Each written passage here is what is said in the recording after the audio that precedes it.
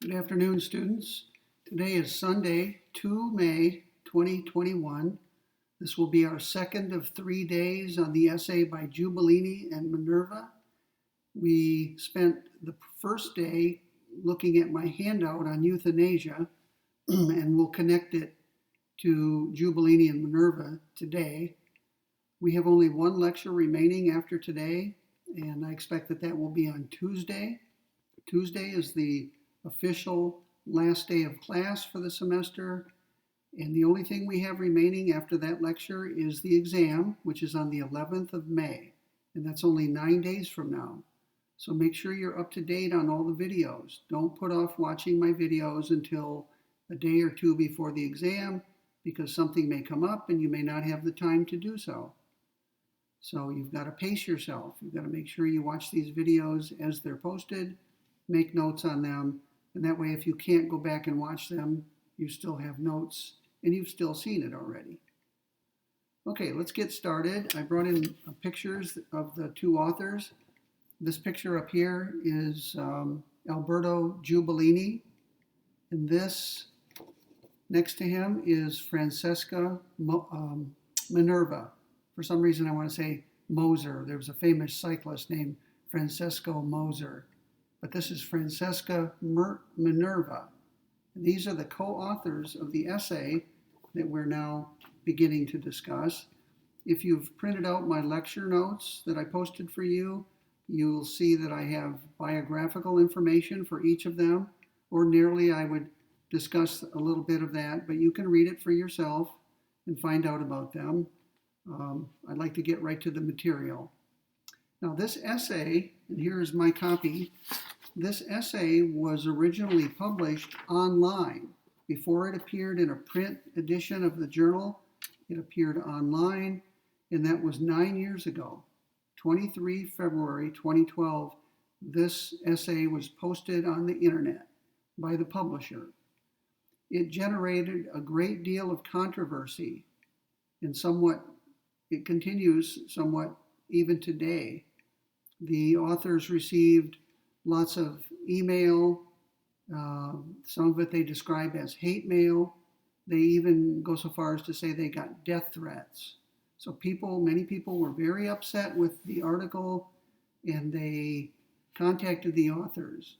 Now, probably many or most of the people who were upset were not even philosophers. So we've got this interesting phenomenon now. It used to be when philosophers published articles, they were published in philosophical periodicals, and they were read primarily by other philosophers. And so if you wrote something provocative, your audience was pretty limited to your fellow philosophers. And they understand that one of the main functions of philosophy is to provoke people. It's the aim of philosophy is to follow logic wherever it leads, even if that leads to conclusions that are offensive or hurtful to people. But now with the internet, when authors publish something and it's posted online by the journal, anybody has access to it.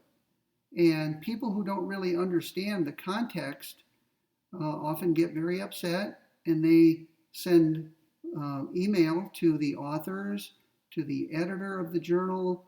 They send email to the university that employs the authors, and so on. It becomes quite chaotic. And sometimes the amount of email is overwhelming, and that was the case here. Now, the authors responded to the controversy 8 days later. I have here my copy of a blog post. It's quite short, just mainly one page with a little bit on the back. This is the blog of the journal that published their article online. It's the Journal of Medical Ethics. And the authors wrote this little letter. It says, the title is An Open Letter from Giubilini and Minerva. And they tried to explain what they were doing in the article. And they pointed out that they had received a lot of hate mail, death threats, and so on. One of the things they say in here is, at the bottom of the page, if you've printed this out, there was no legal implication in the paper. We did not recommend or suggest anything in the paper about what people should do or about what policies should allow. So they're claiming that they were making a philosophical argument. They were not advocating any change in public policy. They weren't advocating that the law allow this or not allow that.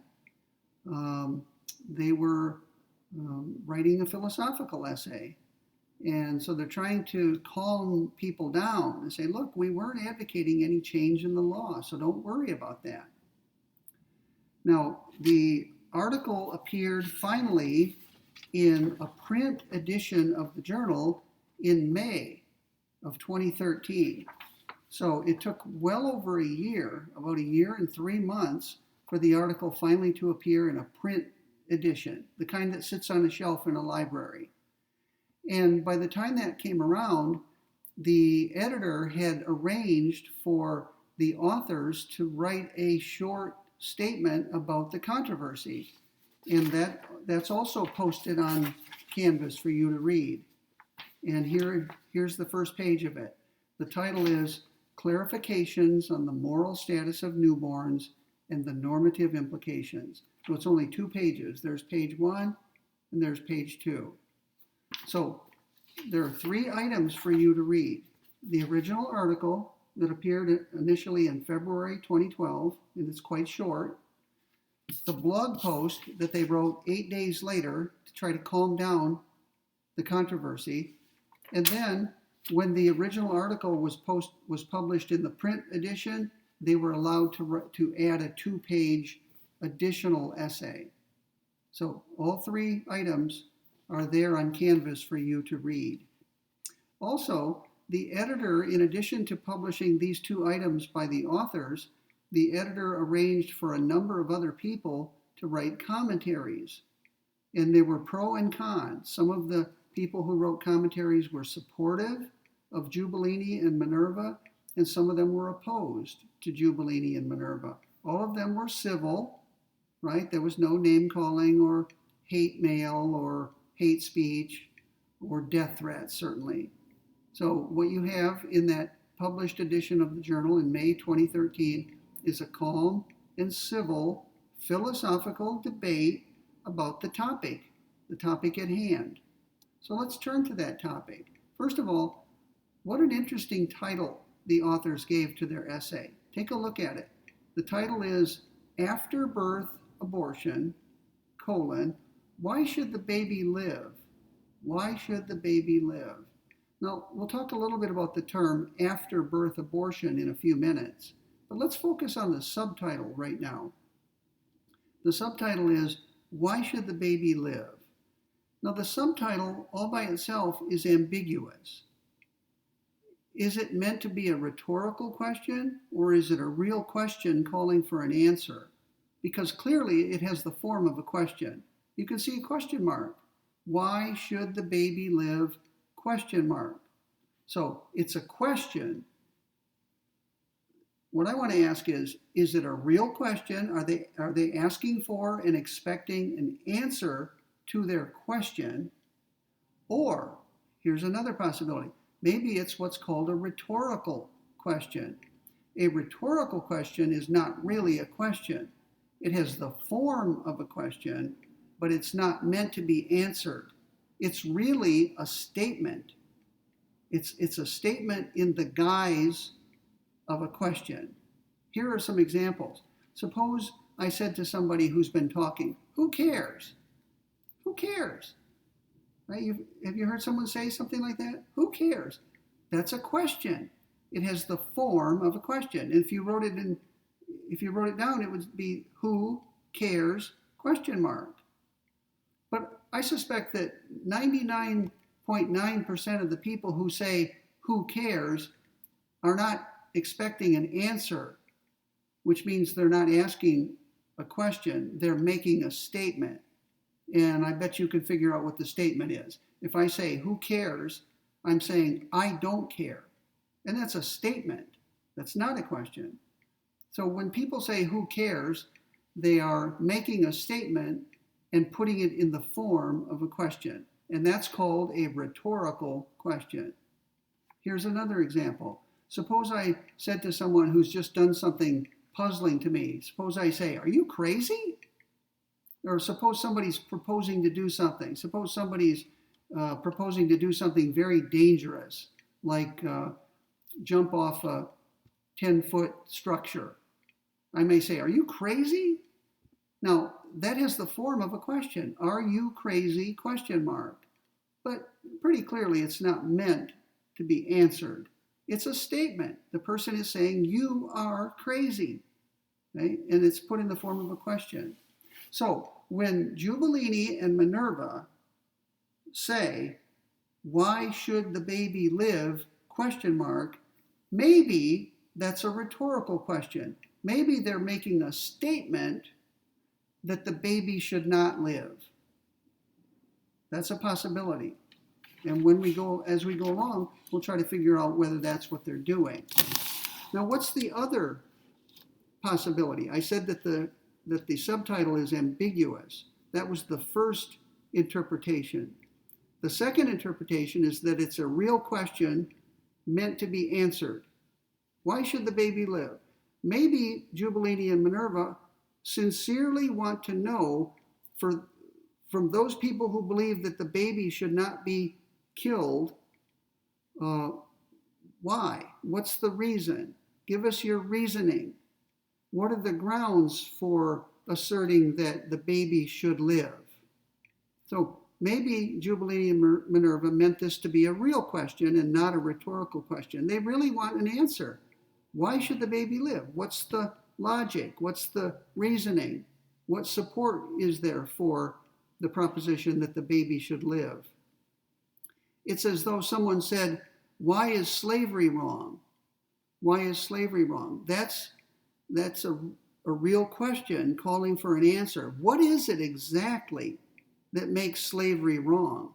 Almost everybody agrees that human slavery is wrong, but there are different reasons people believe that it's wrong. Some people say slavery is wrong because it violates people's autonomy. Some people say slavery is wrong because it deprives people of liberty. Some people say slavery is wrong because it denies people equal treatment or equality. And someone might argue that the reason slavery is wrong is because as an institution, it fails to maximize the overall good or overall happiness. In other words, it's not utility maximizing. So the question, why is slavery wrong, is a real question calling for an answer. And the answer could be anything from inequality, unfairness, lack of respect for autonomous beings, and so on. Another example, someone might ask, why is torture wrong?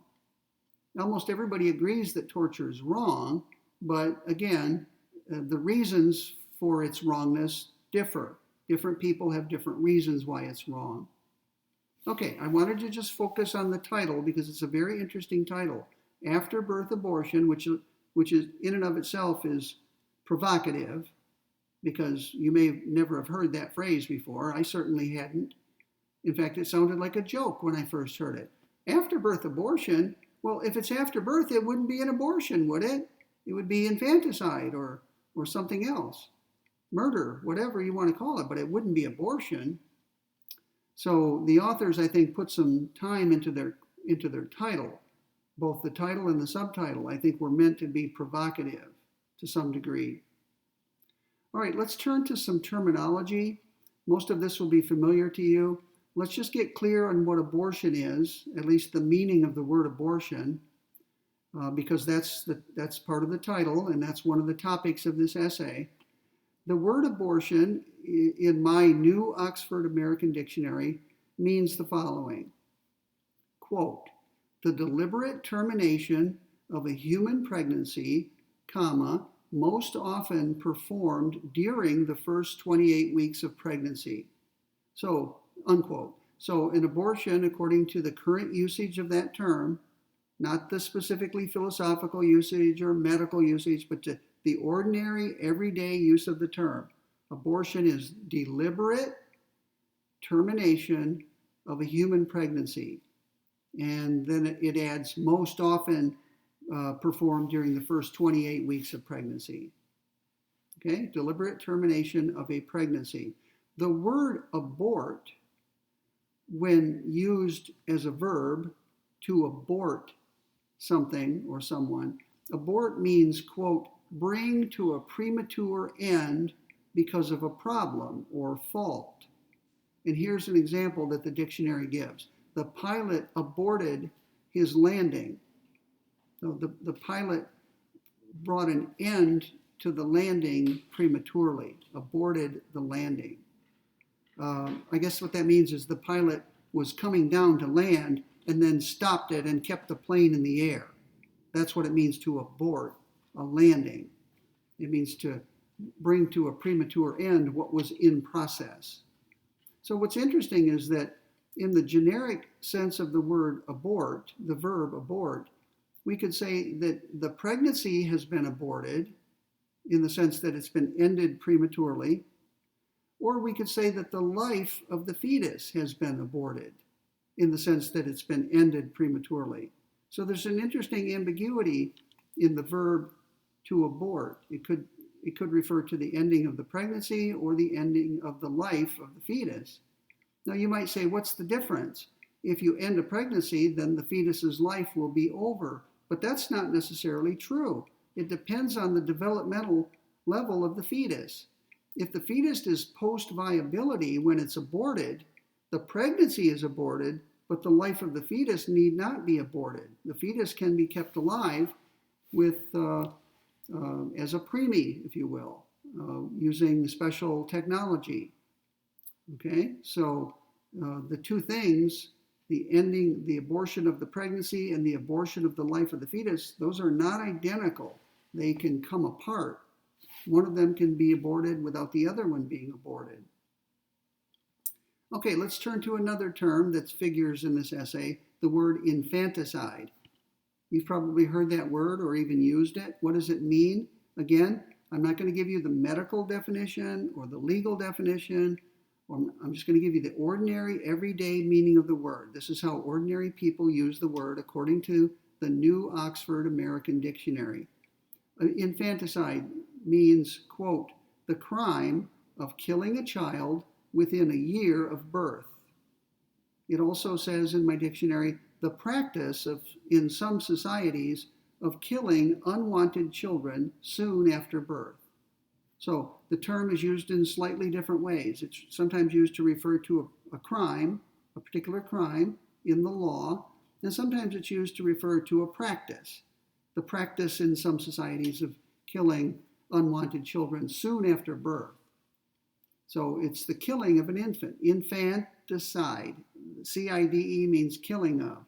Other words with that root in it are homicide, which is the killing of a human being, suicide, the killing of oneself, regicide, which is the killing of a king or queen, a ruler, genocide, which is the killing of a whole class of people, a whole ethnic group or religious group or whatever, and fratricide, killing of one's fellow, a brother literally, but killing of a fellow citizen or soldier, someone who's part of your own group, fratricide. Okay, so that's what infanticide means. We're going to be seeing how Giubilini and Minerva use those words. And we're also going to ask, why do Giubilini and Minerva not use the term infanticide? Why is their title not infanticide, why should the baby live? Why did they choose not to use that word? That'll be one of the questions we address in a few minutes. All right, let's turn to the next topic. If you're following along in my lecture notes, I'm now in about the middle of page 2. What are some valid reasons for abortion? That's a term that the authors use on page 261. And by valid reasons, I think they mean morally legitimate reasons. Now, people differ, of course. Some people think that no abortion is permissible or legitimate or acceptable. But many people do believe that abortion, at least at some point in a pregnancy, is valid. or morally legitimate. And so the authors are trying to figure out, what do people who believe that abortion is sometimes permissible, what do they take to be acceptable reasons for an abortion? And the authors on page 261 identify two valid reasons. And these are reasons that they probably accept, and they're reporting that many people accept. First of all, abortion, they say, is widely viewed as valid or legitimate when the fetus in question has what they call severe abnormalities. When a test discloses that the fetus, that is the being inside the pregnant woman's body, we'll call that the fetus, when the fetus has some sort of abnormality that's serious or severe, many people say that abortion would be justified in that situation, okay, to prevent the birth of a severely abnormal baby. The second valid reason that the authors cite is where carrying the fetus to term and giving birth would bring about risks for the physical or mental or psychological health of the woman. So even if the fetus is healthy, meaning no abnormalities, many people would say it's a valid reason for a woman to abort, that the continued pregnancy will cause risk to her life or health. And that word health encompasses physical health, that is harm to her body, or psychological health, which is damage to her psyche, if you will. So the authors don't argue for this. They're not really even making a claim themselves. What they're simply doing is reporting that many or most of the people who believe that abortion is sometimes morally legitimate believe that the two valid reasons for abortion are severe abnormalities of the fetus and cases where the pregnant woman's life or health are at risk. Now comes the new part. Okay, that was old. That was boring, old stuff. Here's what's new about their article. They say on pages 262, 263, and a little bit on 261, that there's another valid reason for an abortion. And this one has to do with the costs, financial and otherwise, the costs of giving birth to the pregnant woman or her family, or perhaps even society as a whole.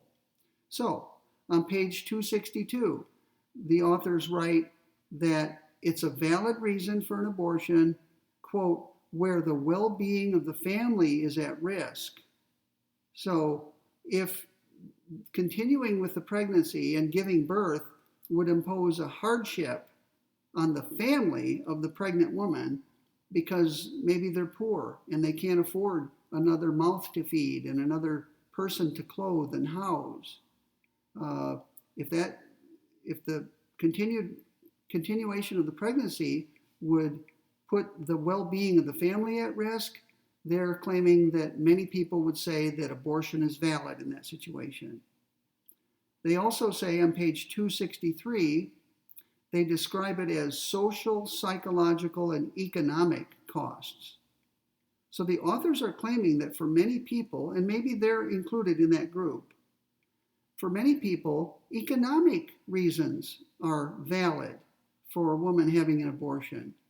Even if the fetus is healthy, and even if the fetus poses no physical or psychological harm to her, simply dollars and cents, economic costs, economic considerations, economic burdens would justify an abortion. And on page 261, they give an example. Listen to this.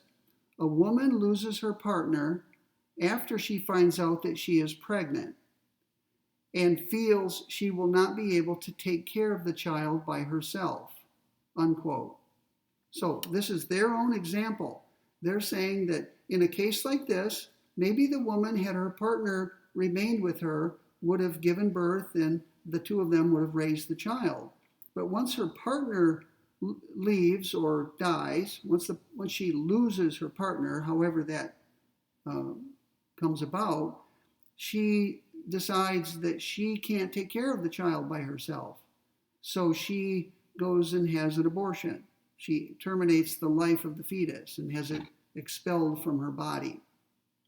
All right, so we've got three, what the authors call three valid reasons for an abortion, at least for many or most people. Okay, you've got the condition of the fetus. So if it's severely abnormal, many people would say abortion is justified. If the life or health of the woman is endangered by the continued pregnancy, abortion is justified. Thirdly, if the continued pregnancy and the birth would impose a financial or economic hardship on the pregnant woman, again, most people would say she's justified in getting an abortion, having the fetus's life terminated. Now, the author spends some time discussing some actual abnormalities. Let's talk about a couple of them. The first they call Treacher-Collins syndrome, or TCS for short. Treacher-Collins syndrome, and they also talk about Down syndrome. And they point out that these two syndromes are often not diagnosed before birth. It's only after birth that the condition of the fetus, and now a baby or infant, is known. And so the woman has to decide what to do. She presumably would have aborted the fetus had she known of the condition the fetus was in. But since she didn't know, she went through with the pregnancy. Now, upon birth, she discovers, to her chagrin, that the baby, the infant, has either Treacher-Collins syndrome or Down syndrome. And again, let's assume she would have aborted had she known that prior to birth. There's a description of Treacher-Collins syndrome on page 261. I'll let you go read that on your own. Probably most of you have already read the article, and that's good. If you want to go back and reread it, that's also good. Now, here's what the Mayo Clinic says about Down syndrome. This is from the website of the Mayo Clinic, and it's a reputable organization. It's a great hospital, and their website is first rate. So when you see something on their website, you can go to the bank with it. Take it to the bank, as they say. Here is Down syndrome. Many of you probably know what it is already, but for those who don't, quote, Down syndrome is a genetic disorder that causes lifelong mental retardation, developmental delays, and other problems. I wonder whether the term on the website has changed. I think I got this at least 2 years ago, maybe earlier. The term retardation or mental retardation is now frowned upon, and maybe they've changed it already. I'll have to go look. But that's what it said at the time I quoted it. They go on to add, Down syndrome varies in severity. So developmental problems range from moderate to serious. Now, one way to divide up the class of Down syndrome individuals is by referring to their Down syndrome as mild or severe. Mild retardation, severe retardation is the way it used to be put. Now, I want to point out to you something that many of you know, probably most, maybe all of you know, is that not everybody believes that abortion is permissible morally. So I just want to make sure we get out on the table a view that is kind of in the background of this whole discussion in this article. So not everybody believes that there are valid reasons for abortion. So there are many people out there, I don't know how many or even what percentage, but there are many in terms of numbers, who believe that, and I'm going to quote here from Richard John Newhouse, who was a priest. He said, according to his church, the Roman Catholic Church, quote, it is always wrong to kill intentionally and directly an innocent human being at any point of development, dependency, or decline, unquote. So that's Richard John Newhouse, who's a converted Catholic and a priest, actually, who was stating the doctrine of his church, the Roman Catholic Church. Now, you don't have to be Roman Catholic to believe what I just quoted. There are people who are not Catholic. There may even be people who are not religious at all who believe that it's always wrong, directly and intentionally, to kill innocent human beings. From the moment of conception until the point of natural death, in that whole period, the view is it's wrong, directly and intentionally, to kill an innocent human being. And that rules out all abortion. I hope you can see that. From the moment egg and sperm fuse to form a genetically distinct individual, you've got a human person. And that human person, according to this view, has a right to life. And it would be murder if you were to destroy that life for whatever reason. Okay, so I just want you to realize there is that view. The authors don't say much about it. That view, by the way, is sometimes called the sanctity of human life doctrine, or for short, the sanctity of life doctrine. And that doctrine has come under attack in recent years. There are philosophers and others who believe that that doctrine is false. Their view is that it's not always wrong, directly and intentionally, to kill an innocent human being. Sometimes it's morally permissible to kill an innocent human being.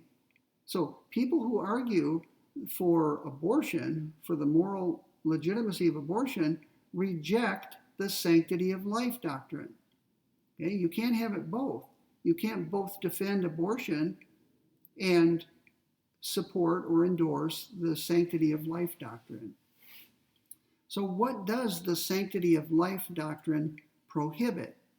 Listen carefully. Here are the things it prohibits. It prohibits murder, not all homicides, but murder, which is the wrongful killing of a human being.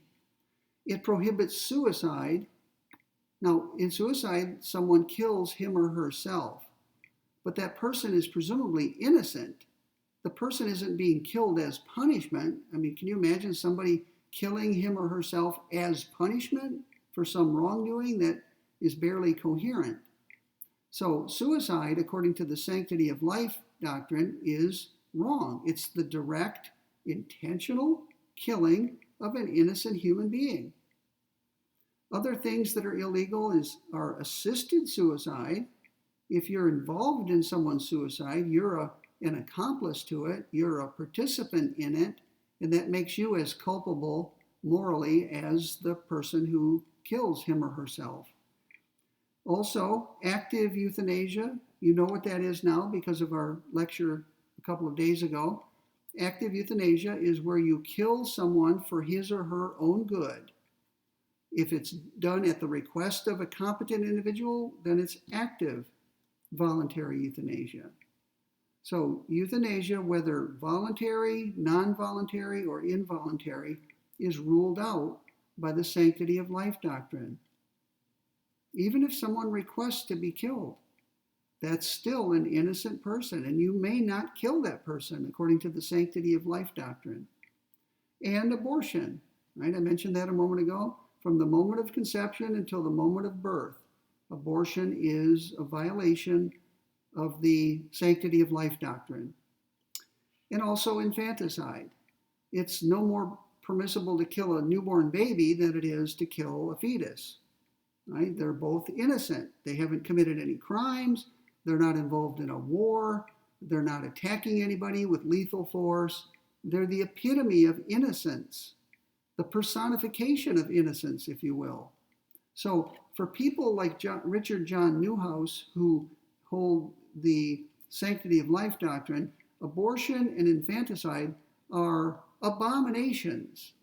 They are, morally speaking, abominations. They are killing people who are absolutely innocent, and they're violations of their right to life. All right. Now, is it ever permissible to kill a human being? Now, listen carefully. The sanctity of life doctrine, as I just read it to you, says that it's always wrong, directly and intentionally to kill an innocent human being. And that clearly covers fetuses and newborn babies. It doesn't cover certain human beings, though. And here are 3 commonly stated categories where killing a human being is morally justified or can be morally justified.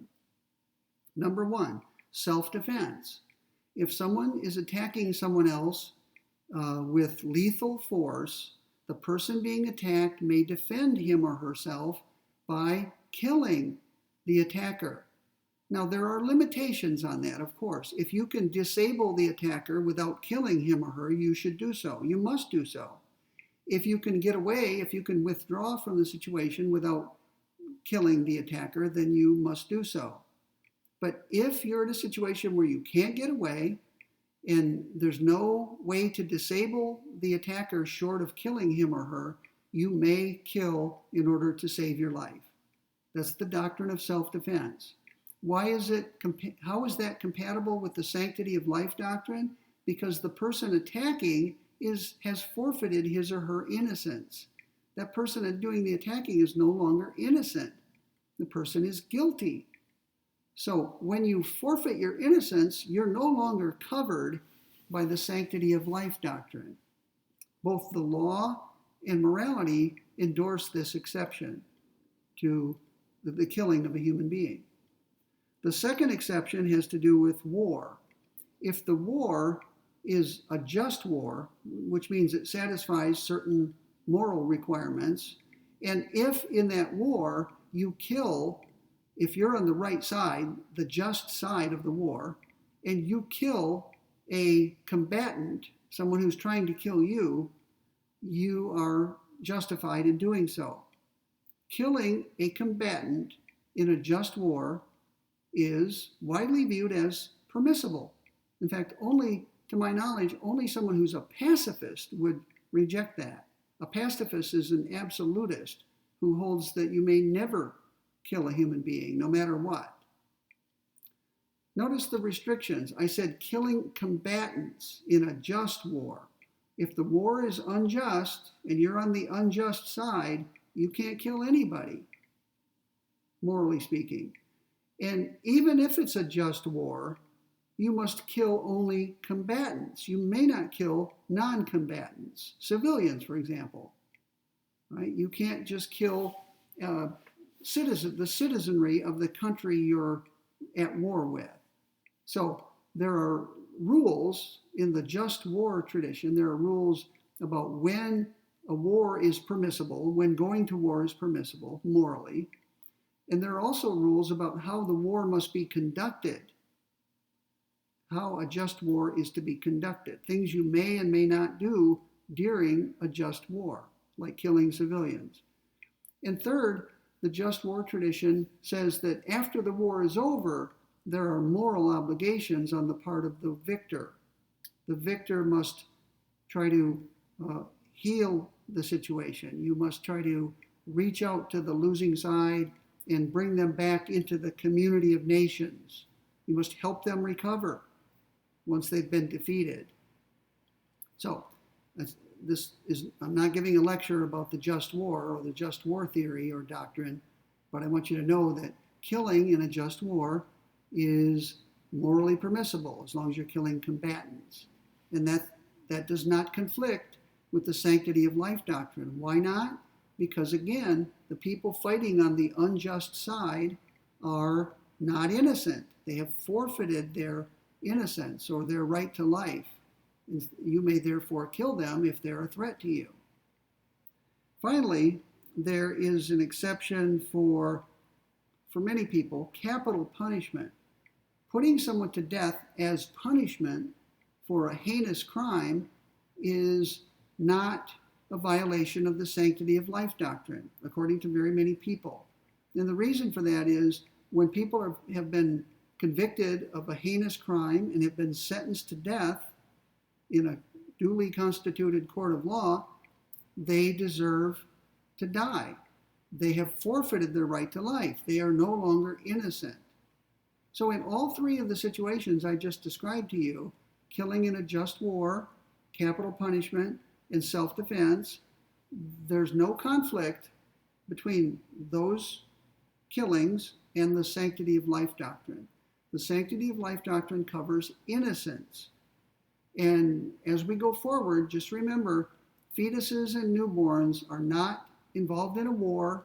They're not attacking anybody with lethal force, and they haven't committed any crimes, such as murder. So they are, when I said earlier, they epitomize innocence. So anybody who holds that it's morally legitimate to kill a fetus or a newborn baby has a heavy burden to bear, because you're running up against a very strong sanctity of life doctrine that needs to be rebutted. You've got to find some reason to oppose that doctrine if you think abortion or infanticide is sometimes permissible. Okay, let's move on to page 3 of my lecture notes. Here's where the problem comes in, according to the authors. And we're starting to get into the meat of their argument now. Let's read first what they say on page 261. And that's quoted at the top of my lecture notes, page 3.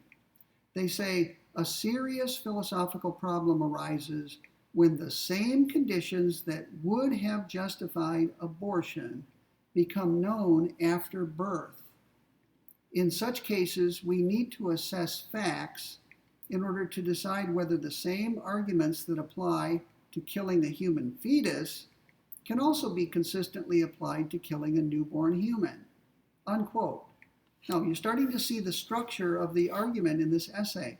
The authors, at some point, one of them or both of them noticed that there are people who believe abortion is justified under certain conditions, such as the burden, the financial burden on the family.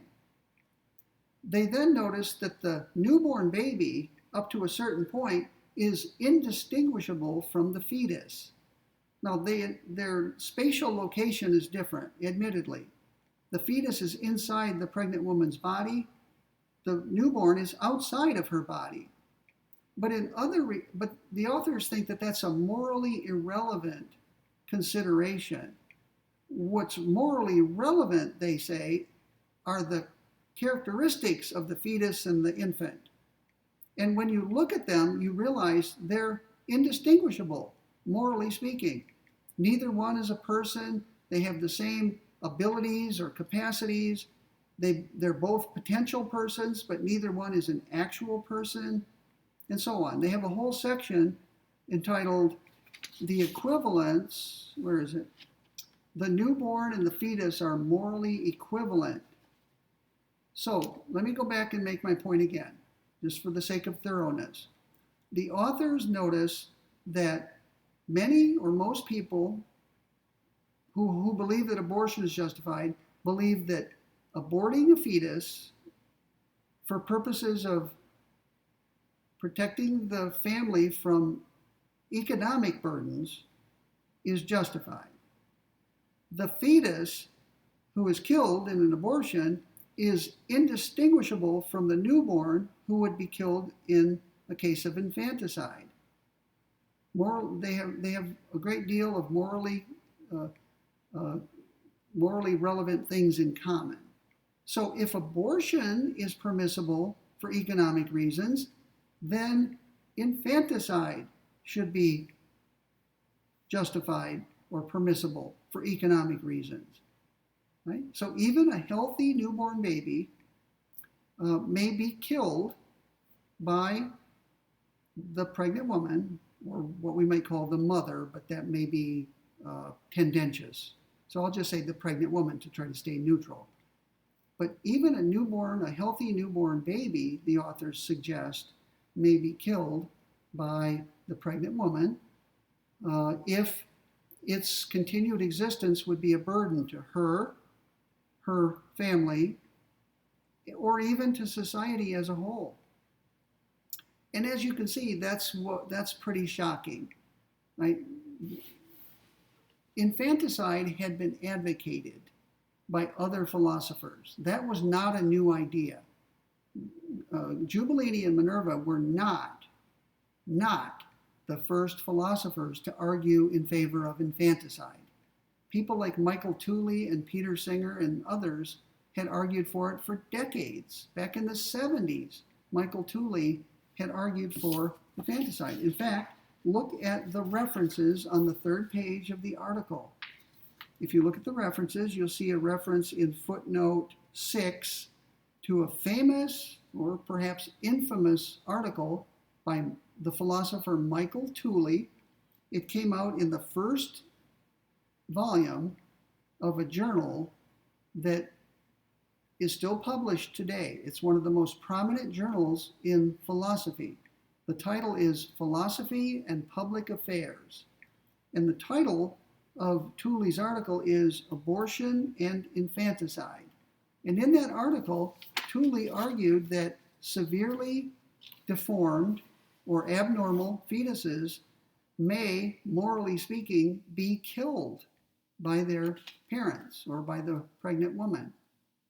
So Tooley was limiting his discussion to abnormal newborns, infants who had abnormalities, who were deformed. And what he argued is that if abortion is permissible or would have been permissible of that newborn, then killing that newborn should also be permissible. That was Tooley's argument. How does Giubilini and Minerva's article differ from that? They're extending it. They're saying even healthy newborns may be killed by the pregnant woman if they're economically burdensome, if they pose an economic risk to her, her family, or to society. So that, to me, is what is new about this article. Right? Some of it is just rehashing stuff that was out there for decades. What they're saying is, we allow women to abort their fetuses when they would be burdensome to them. Why don't we allow those same women to end the lives of their babies or newborns or infants when they would be burdensome? Especially when sometimes a woman doesn't know until birth that the being in question has an abnormality. So how unfair would that be, they're in effect arguing? She could have aborted it. She didn't know she could have aborted it morally. She would have aborted it if she had known of its abnormality. She didn't know of its abnormality. She gave birth. She discovered after birth that the infant has an abnormality. Why should she not be able to end its life? She could have ended it a week earlier and would have if she had known of the abnormality. So I don't know which of these two authors, Giubilini or Minerva, thought of this, but in a way it's ingenious. I'm not endorsing their argument at all. I'm just saying, philosophically, it's insightful. They're saying, why do we accept a reason for abortion but not for infanticide when the fetus and the infant are morally equivalent to one another? And we haven't gotten to that section yet. They're going to have to argue that the fetus and the infant are morally equivalent. And we'll do that first thing in our next lecture, but not today. I have some other things I want to talk about in the remainder of today's lecture. Okay, here's an example. If you're still looking at my notes, it's also on page 3 near the top. Suppose Alice is pregnant. She believes that her fetus is normal and would abort her pregnancy, thereby killing the fetus if she knew that the fetus was not normal. Maybe the fetus has Down syndrome, and had she known that, she would have gotten an abortion, which in this country is legal and arguably morally permissible as well.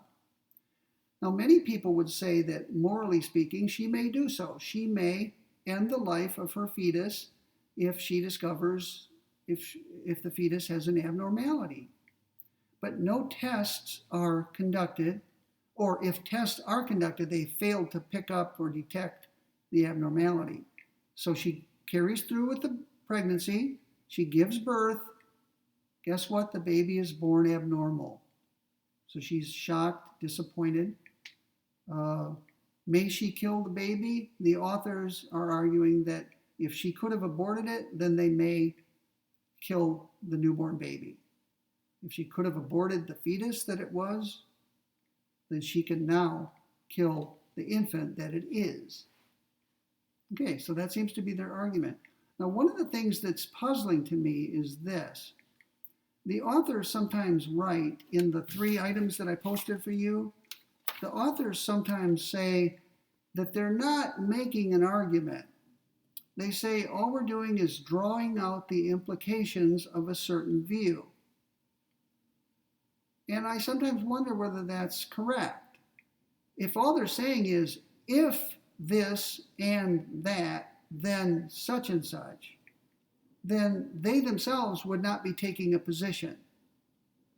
All they're saying is that these 2 propositions entail some other proposition. They're just pointing that out as a matter of logic. And there wouldn't be very much that would be controversial about that, would there? If all I were saying is that if this is true and this is true, then this third thing is true. That's just an if-then sentence.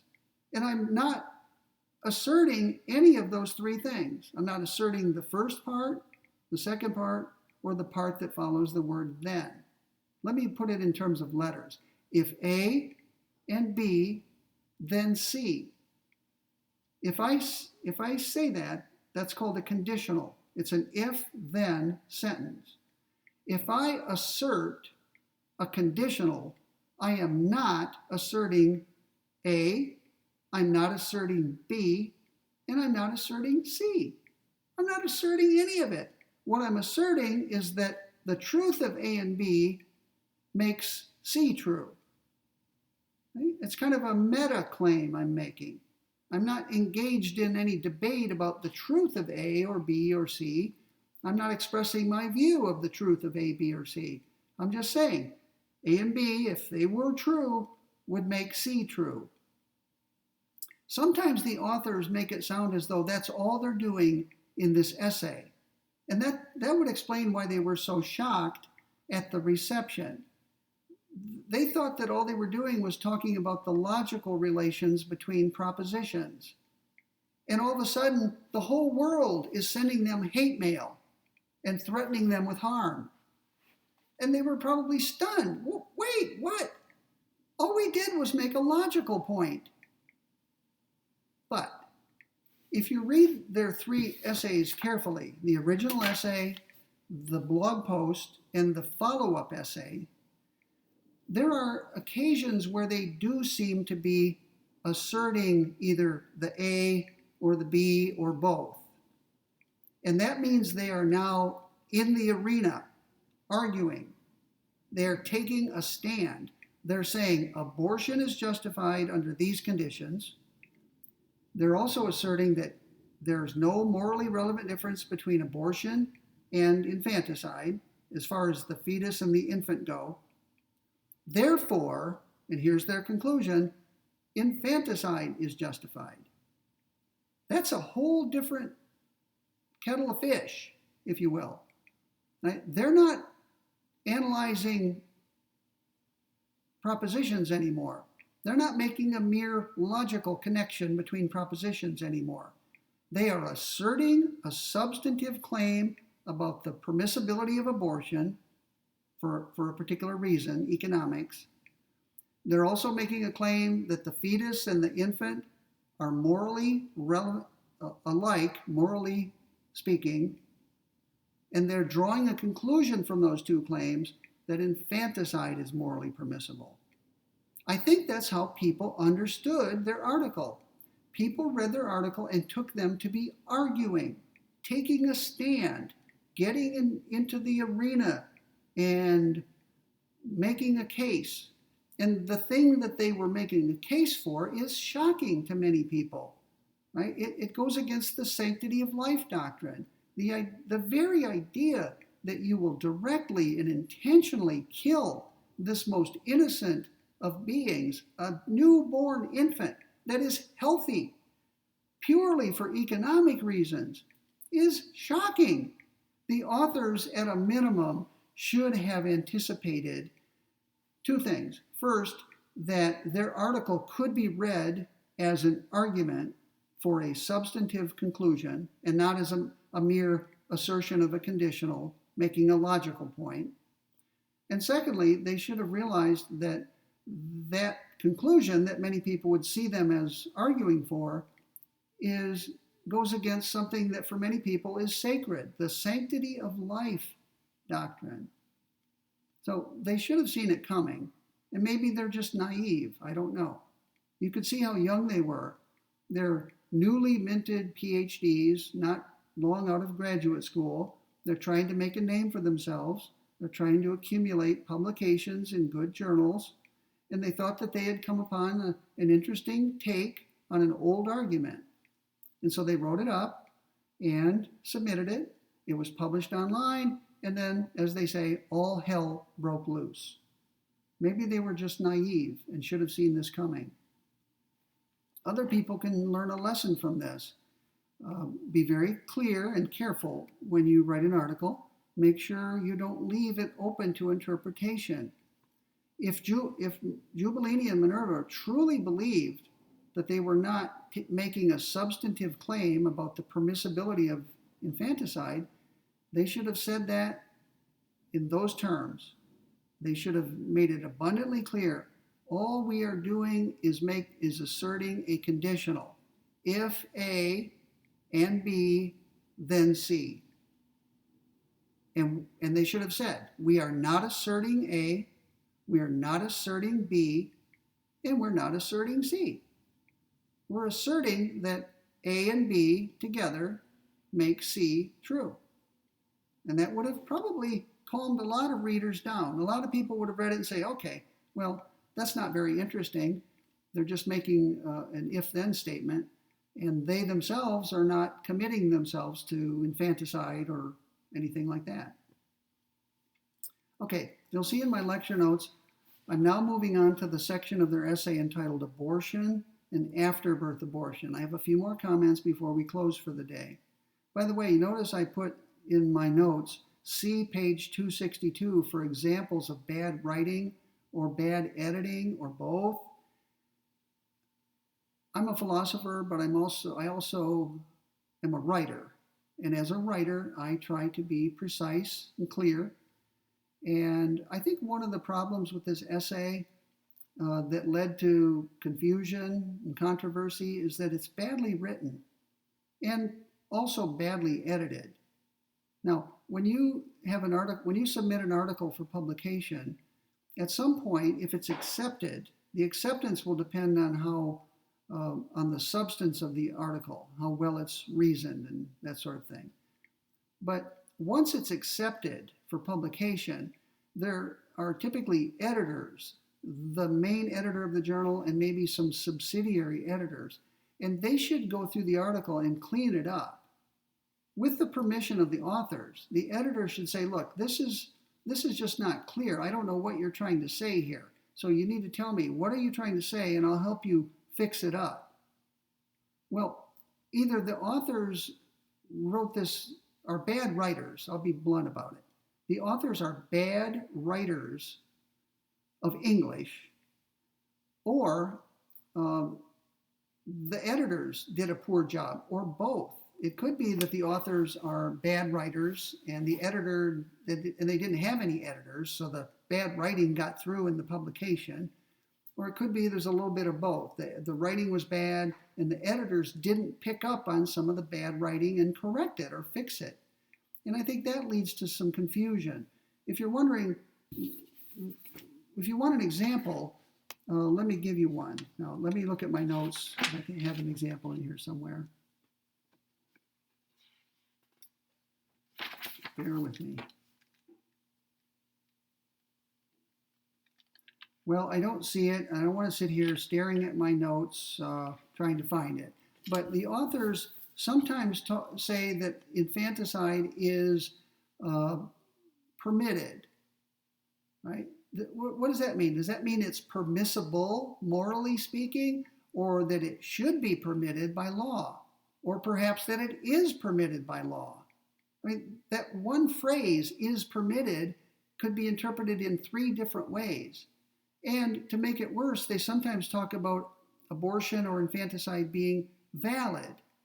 What does valid mean in this context? Does it mean morally permissible? Does it mean allowed by the law?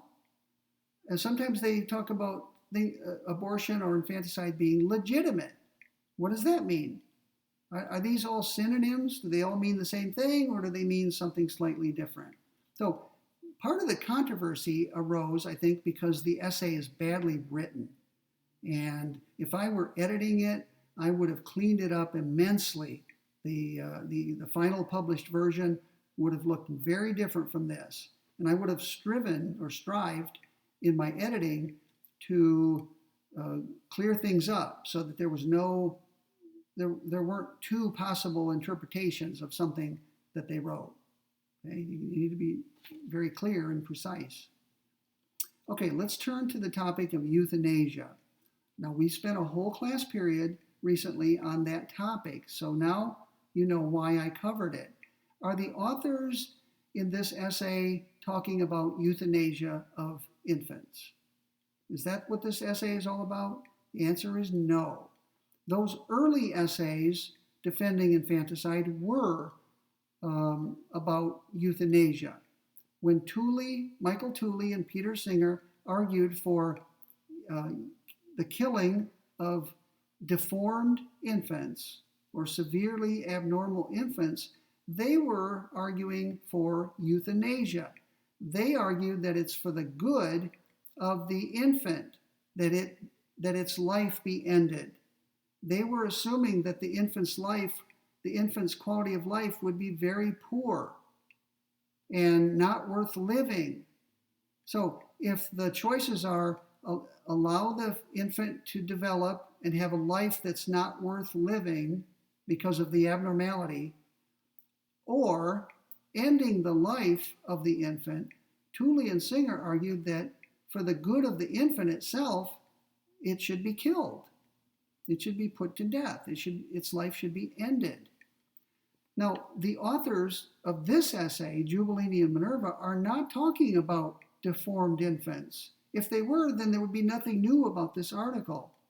Remember, their focus is on healthy, normal infants whose very existence poses a burden to the pregnant woman and her family, and maybe even to society. So euthanasia, by definition, is either killing a being or allowing a being to die for its own good, for his or her own good. That's not what this essay is about. Okay, so this is not an essay about euthanasia, and that's why the authors don't use the word. They say that euthanasia for infants has been, quote, proposed by philosophers, unquote, and they're referring to Tooley and Singer. And they say that it may be merciful to end the lives of infants who have severe abnormalities or who are experiencing unbearable suffering. But their focus is on healthy, normal infants whose lives will be worth living if they're allowed to survive. All right. Now, I want to spend a few minutes talking about this thing called the Groningen Protocol. I put it on canvas for you. Here's my copy. The title is The Groningen Protocol. It's got a G, but it's pronounced like an H. The Groningen Protocol, Euthanasia in Severely Ill Newborns.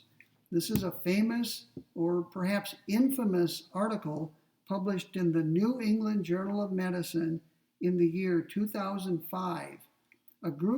It's authored by a group of Dutch doctors. And in this article, they describe what they call a protocol. It has no legal effect, but because it's so well thought out, because so many doctors who practice in this area agree to its terms, the authorities in Holland leave doctors alone. There's kind of a truce. Prosecutors do not prosecute doctors who follow the Groningen Protocol. Okay? And if you were charged with a crime, you could defend yourself by saying, look, here's the protocol. Uh, Doctors follow it routinely. I followed it. Let me explain how I followed it. And you hope that the prosecutor will then dismiss the charges. Or if the trial goes forward, you hope the jury will acquit you. Now, I don't know whether any prosecutions have occurred. I'm thinking that there have not been any. So this is, in effect, a legally binding document, even though it has no formal legal effect. So, what's it all about? Well, in this protocol, and I expect you to read it, there will be some questions about it, at least one on the exam, maybe more. But the Groningen Protocol says that a doctor, in consultation with the parent or parents of the newborn, may end its life, which means it's active, not passive, it's active. It's ending the life of a newborn that is severely ill. See the title, the subtitle? Severely ill newborns. Now, there are some strict requirements, and they are as follows. There are 5 requirements. In order for a physician to be justified in killing, let's call it what it is. It's not letting die, it's active, it's killing. In order for a doctor to be justified in killing a newborn, all of 5 of the following must be true.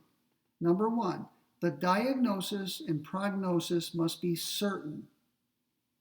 Certain. Not just we think that the newborn will have a life of suffering and pain.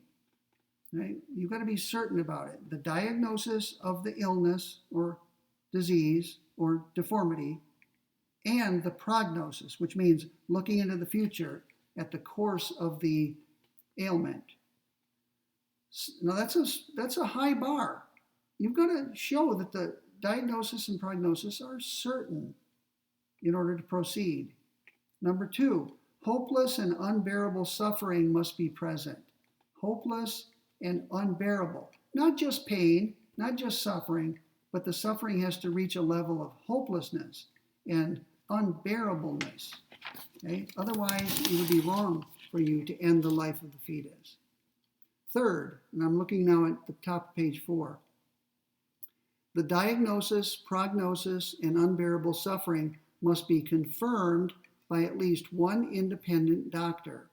Now that's a safeguard, as you can imagine. We don't want just one doctor to make this life-shattering decision. We want to bring in another doctor who gives an independent evaluation, and they must concur. The 2 of them must concur in the diagnosis, the prognosis, and they must concur that there would be unbearable suffering if the infant were not put to death. Fourth, both parents must give informed consent. Well, that's interesting because the parents may be estranged from one another. In fact, there may be a case where a woman doesn't know for sure who the father is. So in order for this 4th requirement to be shown, it must be a case where both the mother and the father of the infant are known and are amenable to the procedure. In other words, they give informed consent to the killing of the newborn. And I would assume, therefore, that if the father cannot be located, or if the father or the mother says no, that's the end of it. The doctor may not proceed and kill the newborn. And the 5th requirement is this: the procedure must be performed in accordance with the accepted medical standard. So that's just a procedural requirement.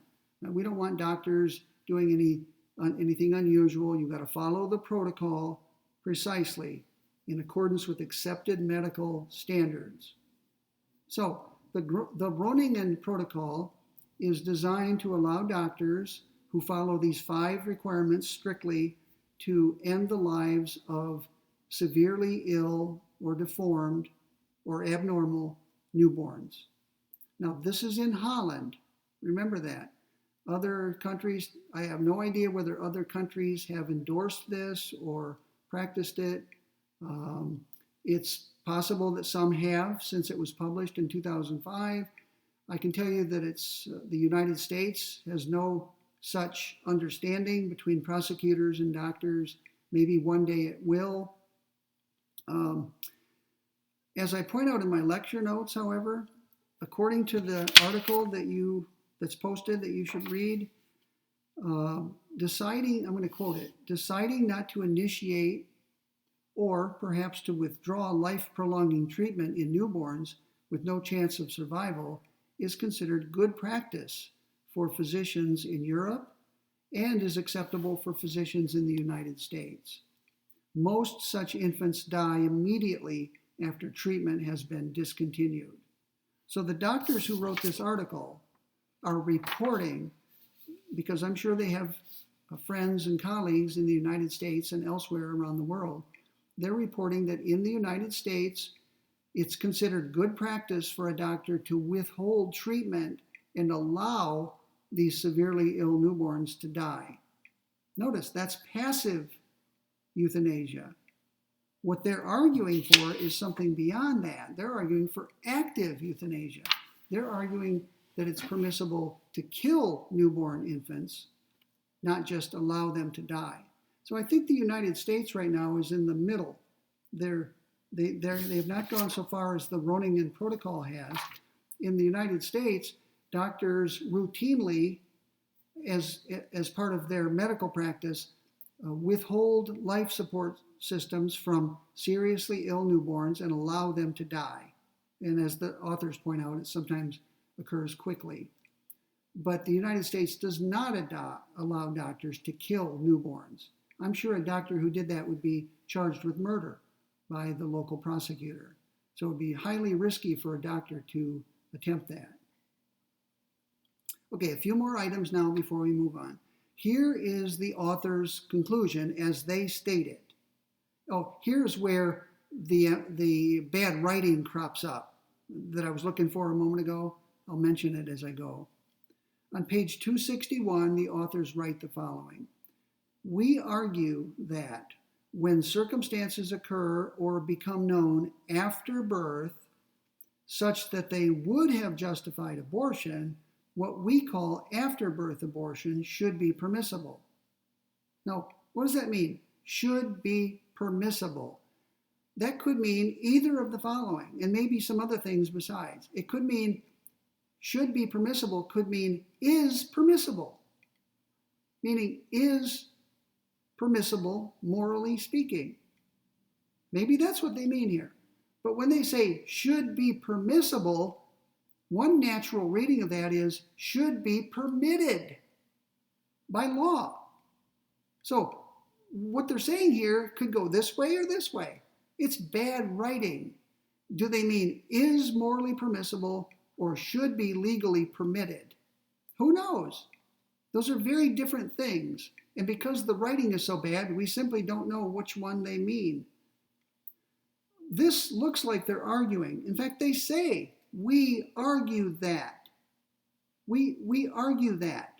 So it looks like they're arguing. It looks like they're taking a stand.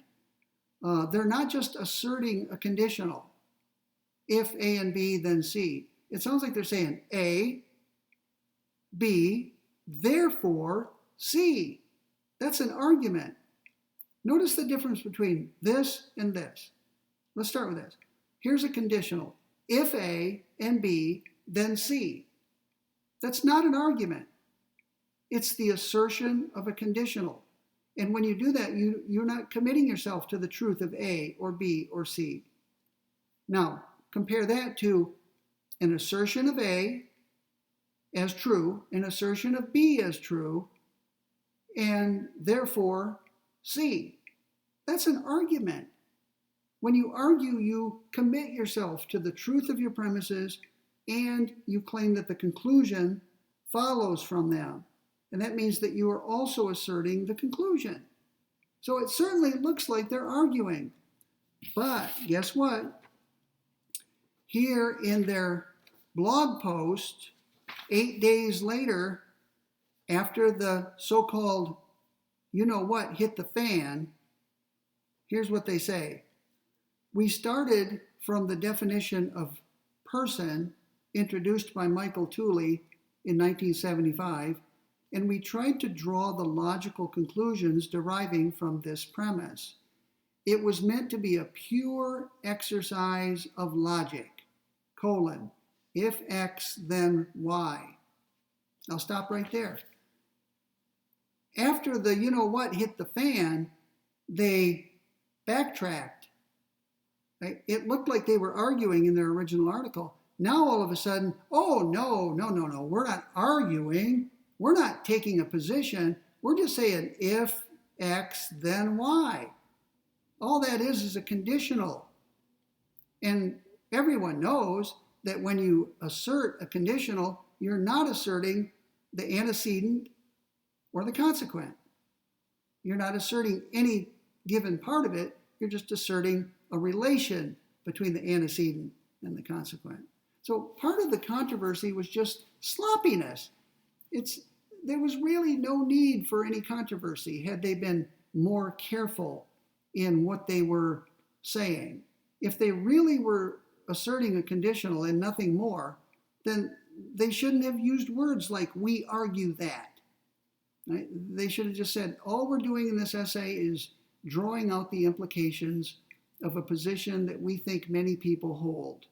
And we are agnostic as to whether we hold it. We're not going to make an argument. We're just going to say, if you believe this and this, then logically you have to believe this other thing.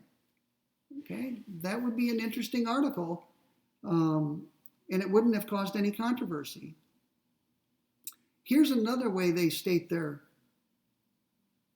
describe what they're doing. Page 262. We claim that killing a newborn could be ethically permissible in all the circumstances where abortion would be. Such circumstances include cases where the newborn has the potential to have an at least acceptable life, but the well-being of the family is at risk. The part that's troubling here is could be ethically permissible. Killing a newborn could be ethically permissible. What does that mean? Does that mean it is ethically permissible? Or that if such and such were the case, it could be ethically permissible? It's just bad writing. And one of the things philosophers strive for is clarity, precision, and rigor, logical rigor. And this essay fails on every count. Why this ended up in print is beyond me.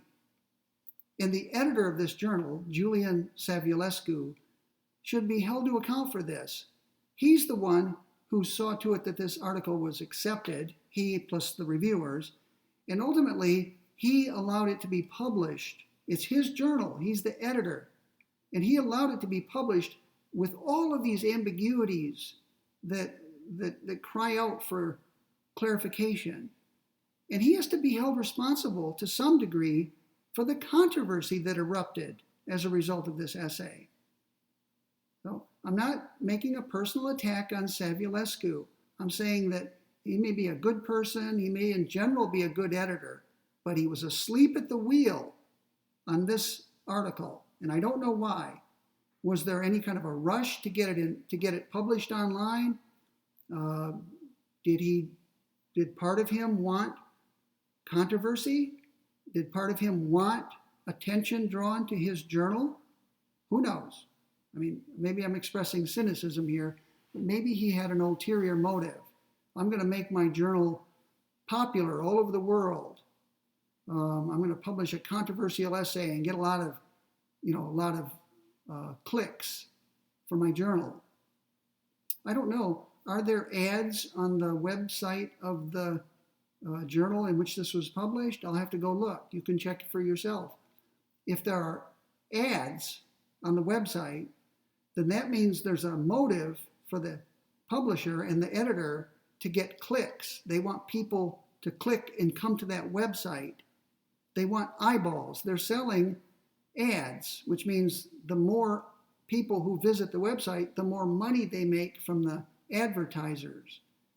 And that means that the motive could be mixed. The editor may have wanted, obviously, to publish high-quality philosophical essays, but also a monetary motive to get attention to the journal and therefore revenue for the journal.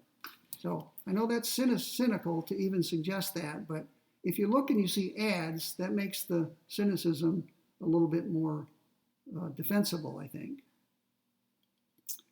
Okay, why do the authors, we're almost done for the day, why do the authors eschew or forego use of the word infanticide? Here's what they say. The moral status of the individual killed is comparable with that of a fetus rather than to that of a child. So why didn't they entitle their essay Infanticide, why should the baby live? Instead of after birth abortion. And they explain right here that they want to draw attention to the similarity between the newborn baby or infant and the fetus. Since killing a fetus is called abortion, they think it's appropriate to refer to the killing of the newborn infant as after birth abortion. So the term after birth abortion, as crazy as it sounds like a contradiction in terms. It's designed to draw attention to the similarities, in their view, between the late stage fetus and the very early stage infant. And that's why they didn't use the word infanticide. All right. Finally, why didn't they use the term euthanasia? Here's how they put it. The best interest of the one who dies is not necessarily the primary criterion for the choice, contrary to what happens in the case of euthanasia. Well, that's a good point. As I say in my notes, this is a legitimate reason for them not to use the word euthanasia, because they're not talking about euthanasia. They're advocating the killing, once again, of a healthy, normal baby with no illness, much less a severe illness. They're advocating the killing of a newborn for economic reasons. And that's not euthanasia. And that's why I posted on Canvas for you to read my handout entitled Euthanizing Animals. If an animal shelter puts to death healthy dogs or cats because they can't find homes for them, that's not euthanasia. Strictly speaking, they're not euthanizing those animals. There's nothing wrong with those animals. They're not suffering. There's nothing abnormal about them. They're perfectly healthy, and yet they're killed. That's not euthanasia. Calling it euthanasia is a lie.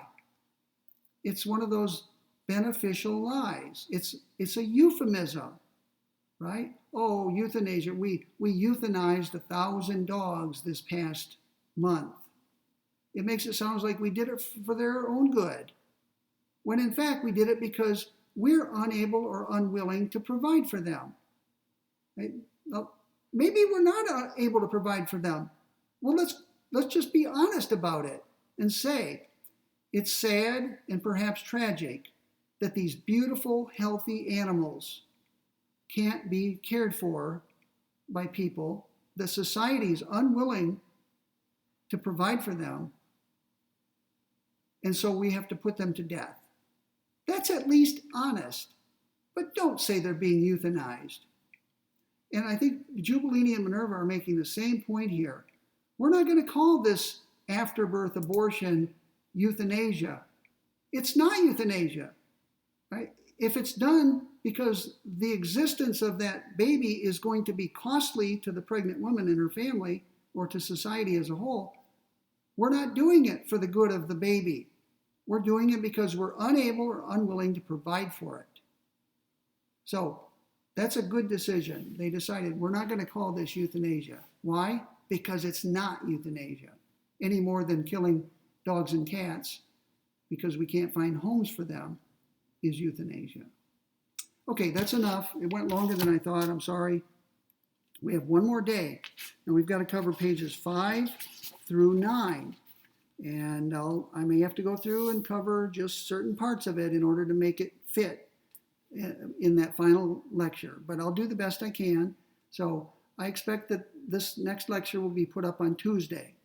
And that's the last day, official last day of class. So it's fitting. We'll have everything wrapped up by the final day of class. Only thing remaining is the exam on the 11th.